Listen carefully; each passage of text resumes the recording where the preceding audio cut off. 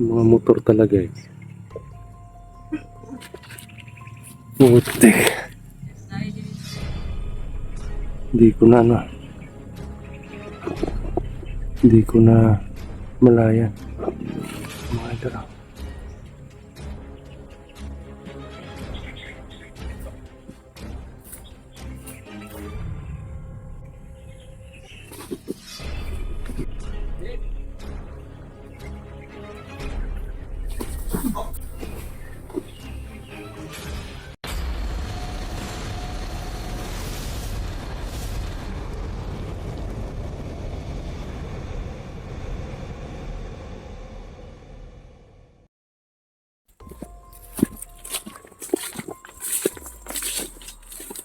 Mga idol, dito po tayo banda at magmamasid po tayo para maka-abante po tayo, doon tayo dadaan. Doon banda. Dyan po tayo dadaan mga idol. Papunta doon sa bahay. Pero kunti-kunti lang yung lakad natin. Parang lakad pusa kumbaga. Kasi kanina may nakita na tayo mga kalaban, kaya dapat alerto at huwag magkumpiyansa. At may nararamdaman na naman ako presensya. Yun, may motor na naman. Pero yung motor hanggang doon lang eh. Hanggang doon lang talaga, hindi nakakalabas eh. Siguro isa to sa mga kalaban.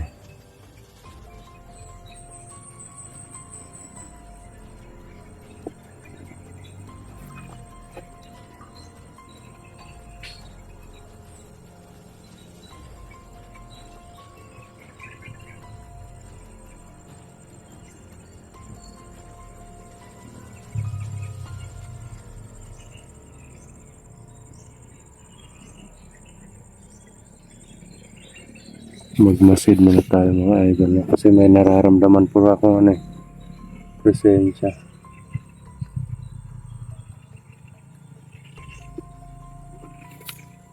Hindi po dapat dapat di po magkumpiyansa.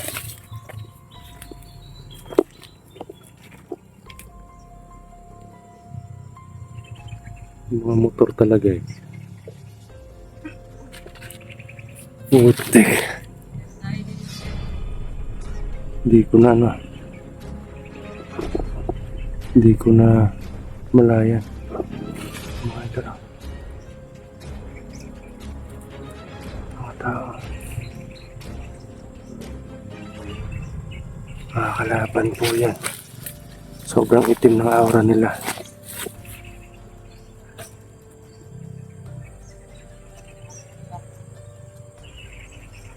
Nakatago lang po tayo dito.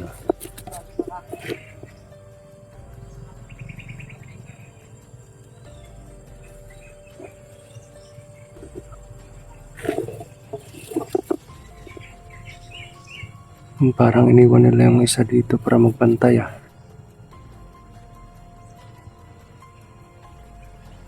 Saan pupunta yung dalawa?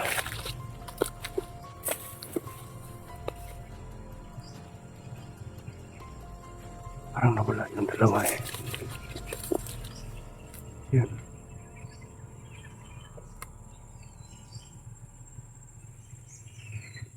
Parang iniwan niya rin yung isa dun eh. Doon ang banda. Isang malaking pagkakamali yung ginagawa nila. Kung pagbabantay man lang yung usapan, dapat nilalatagan nila yung nilalatagan nila ng marami. Kasi kung iisipin, kahit nga 5 or 3, hindi pa rin walang silbi pa rin.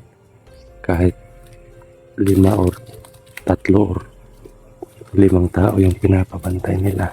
Kasi alam naman nila na may mga tagulilong kami. Bakit din nila yung naiisip?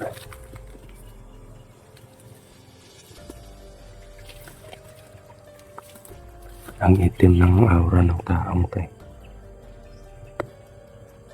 Patay ka sa akin ngayon.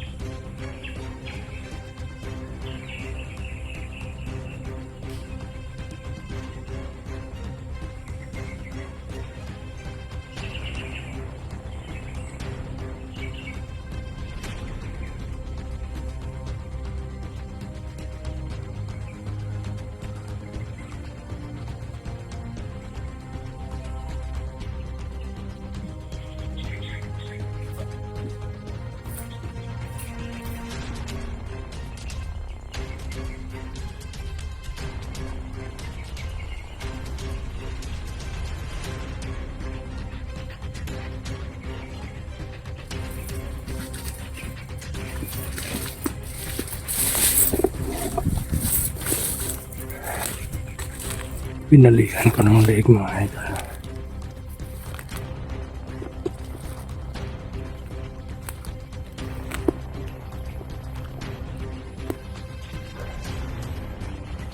Paisa.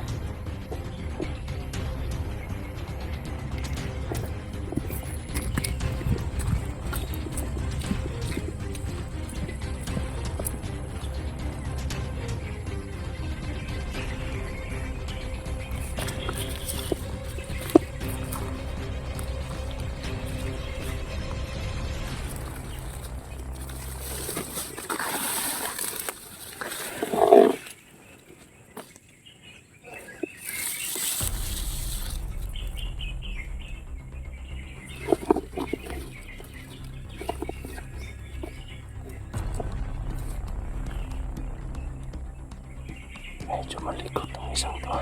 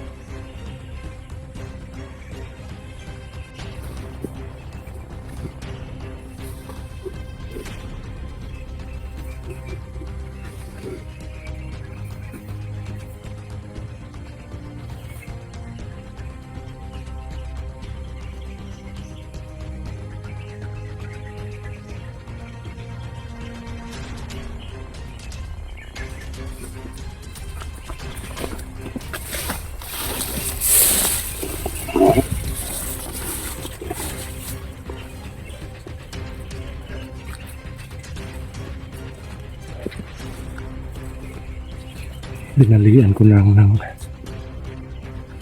leeg mga idol.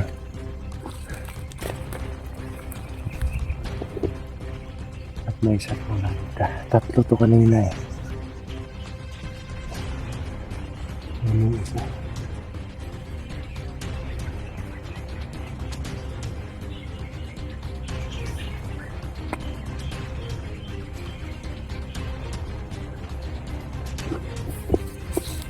Okay, dalo.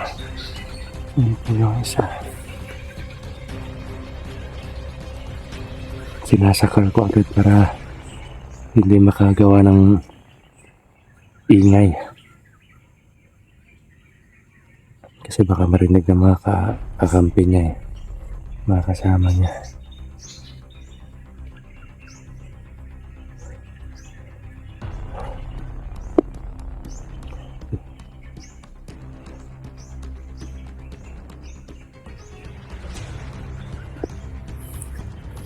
Sa ganitong sitwasyon, ganitong labanan, kung silent kill lang, hindi ako masyadong mahihirapan.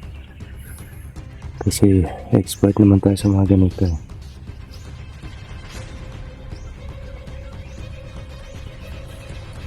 Pero kung parang tumpok sila ng kalaban, eh mahirapan tayo silent kill.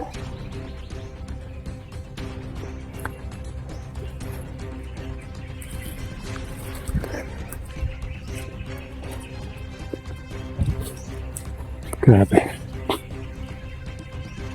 May ano dito. May sigarilyo dito mga idol na. May sigarilyo siguro itong tayo na.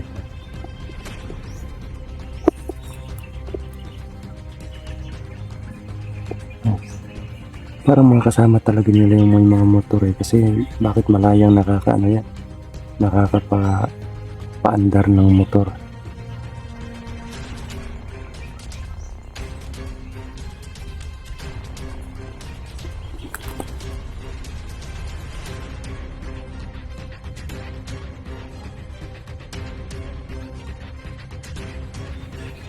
Ang malikot eh.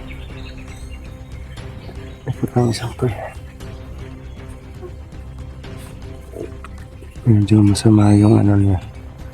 Medyo parang malakas yung aura niya. Kaya ingat lang tayo no.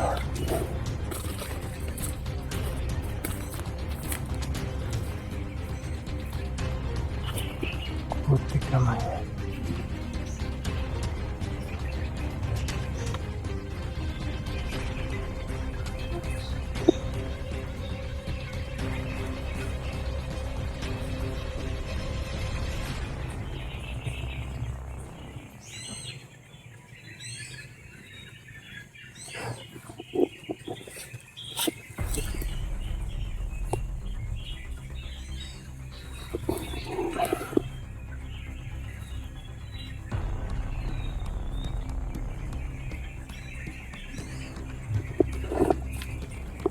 Wala, parang alert itong isang to eh.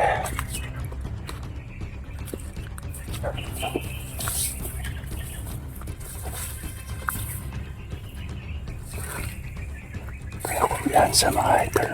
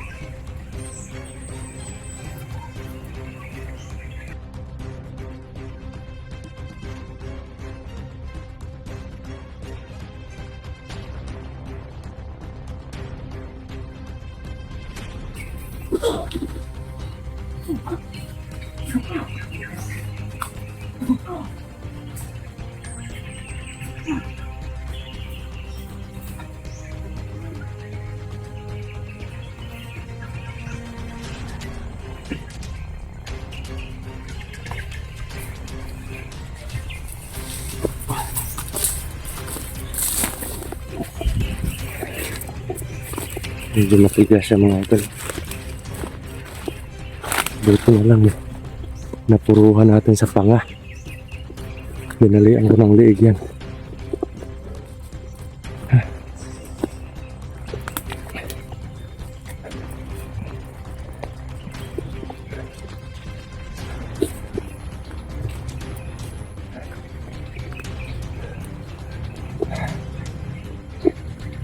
Yung mga motor talaga din eh.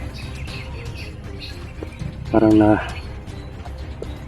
nakakabahala yung mga motor mga idol no? Kasi parang marami sila at parang may sumisigaw dun kanina. Baka galing sa labas yan, baka may nambibiktima na naman. Grabe.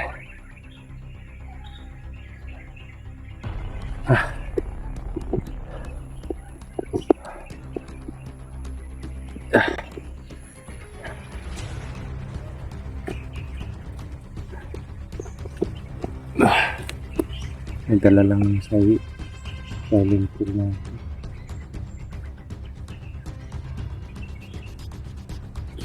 Parang may tao mga idol. Okay. Parang nga.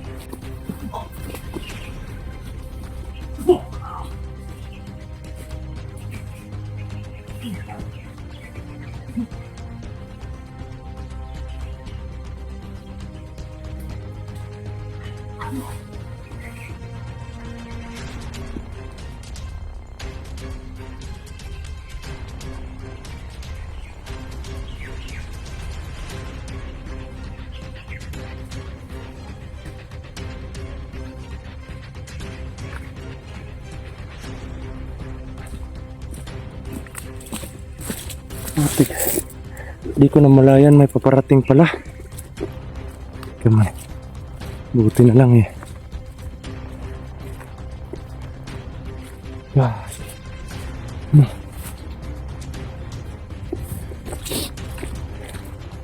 Ginilitan ko ng orasyon. Grabe. Ha? Nihingal ako.